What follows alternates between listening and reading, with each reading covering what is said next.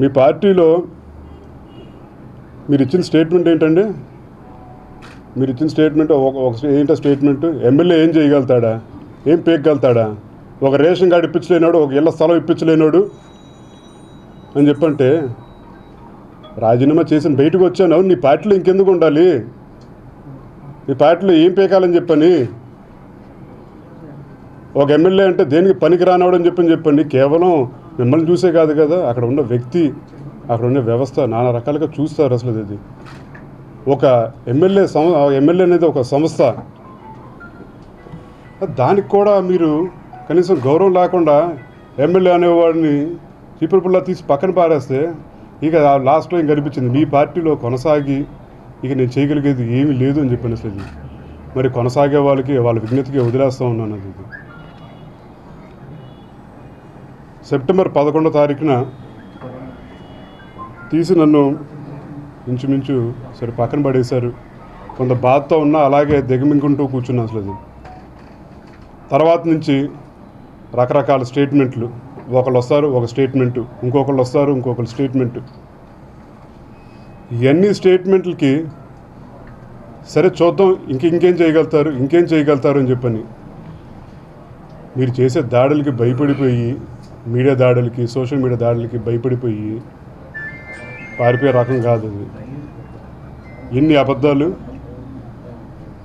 ఒక సీటు కోసం అని చెప్పనా ఈ గొడవ అంతా. నేను ఏమడిగాను మిమ్మల్ని? మీరు ఏం చేయమంటే అదేగా చేసింది. మీరు చూపించింది నా మీద జాలి.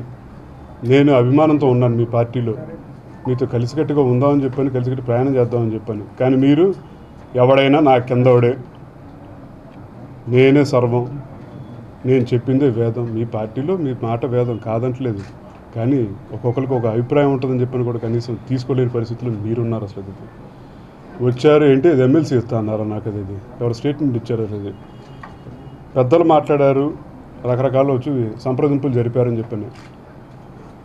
కనీసం మాట వరుసకి నా తమ్ముడు అన్నావే, ఓ ఫోన్ చేసావా? నీకు అది కూడా అంత కూడా పనికిరాని అయిపోయాను. అసలు అది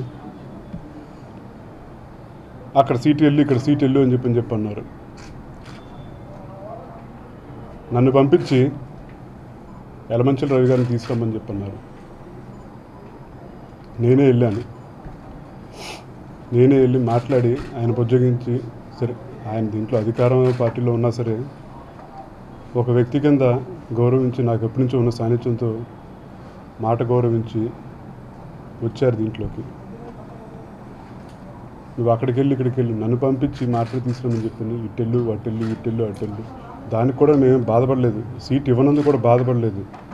కానీ మీ సూటుబూటి మాటలు, రంగా గారు అనే వ్యక్తి జనంలో లేరు అని చెప్పని మీ భావన, అది చాలా పొరపాటు. అది రాధా అనేవాడు ఇమ్మీటర్లు అయి ఉండొచ్చు, కానీ రంగా గారు అనే పేరు మాత్రం ఇమ్మీటర్లు అని చెప్పి అనుకోవటం, అది మీకు అది తెలుగులో కూడా ఏం చెప్పాలో నాకైతే అర్థం కావట్లేదు. అది మీ విజ్ఞతగా వదిలేస్తూ ఉన్నాను. Subscribe to our channel and press the bell icon for the latest updates.